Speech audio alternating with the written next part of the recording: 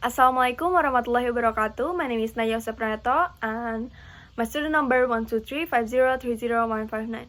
I'm from class 3D and I'm from English Literature Department. So this video is for the Translation English Indonesia course taught by Mrs. Dian Budiarti, and I will explain the methods and techniques I apply to translate an English text into Indonesian. I will also share the reason why these approaches are suitable for the text I work on. So let's begin. And for the text, it will appear on the screen. So, translation is more than just converting words from one language to another. It's about preserving meaning, emotion, and cultural context.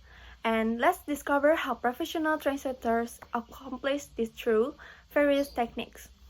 And also, I will share my analysis to the text about a concert in Munich, and I will breaking down each translation technique used to maintain its original impact. So let's look at our source text, and please pay attention to its structure and emotional elements. At one show in Munich, 40,000 people congregated on a nearby hill just to catch a glimpse of the show, almost outnumbering the fans inside the city's former Olympic Stadium. For many, the chance to hear these songs live for the first time was overwhelming. I did a lot more weeping than I expected, said Curva singer Lauren Mayberry, who first saw the tour in Santa Clara last year. First, let's talk about transposition. These techniques, rearranging sentence components to conform to the target language's grammatical and organic flow. It's among the most widely used translation strategies. You can see in the text, 40,000 people congregated. If we translated it to Indonesia, 40.000 orang berkumpul. In this text, transposition was necessary because Indonesian prefers starting with the subject 40.000 orang, followed by the verb berkumpul. This adjustment preserves the meaning while making the sentence sound natural to Indonesian readers. And why do I use transposition? Indonesian usually put the subject first, whereas English emphasizes the action or verb. For example, English and Indonesian frequently have a different preferred word orders. Through the use of transposition, translators make sure that the audience can understand the translated text and that it flows naturally. Despite this structural modification, the text's original meaning and intent are preserved, illustrating how transposition successfully strikes a balance between linguistic variances and meaning. Now, let's explore modulation. These techniques involve changing the perspective or conceptual approach of a sentence during translation. You can see in the text, to catch a glimpse. If we translate it to Indonesia, it will be sekilas menyaksikan. Here, modulation helps translate the idiom to catch a glimpse into an equivalent expression in Indonesian. Instead of directly translating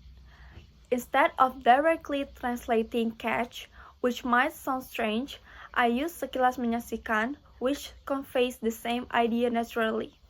And why do I use modulation?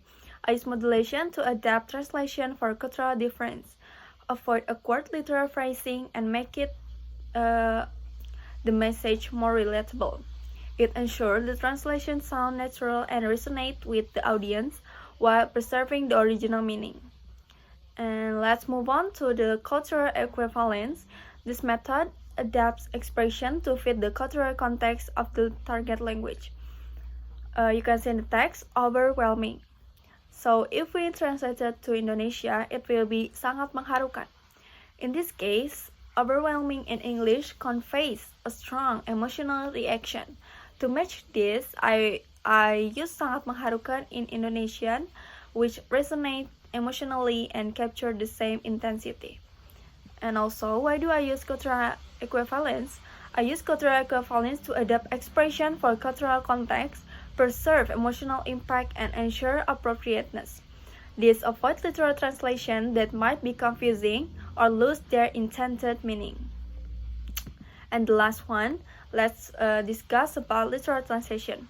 This method works when the expression in the source language can be directly transferred to the target language without losing meaning or naturalness. You can see in the text, inside the city's former Olympic Stadium. If we translate to Indonesia, it will be di dalam bekas stadion Olimpiade kota itu. So, the sentence structure and vocabulary are compatible in both language, so its literal translation is clear and appropriate. So, why do I use literal? I use literal translation for that word, because for universal expression, simplicity, and clarity. It works well when the original structure and meaning are easily understood in both language.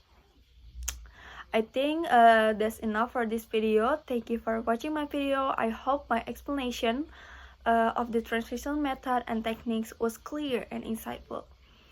Thank you very much. Have a nice day. Wassalamualaikum warahmatullahi wabarakatuh.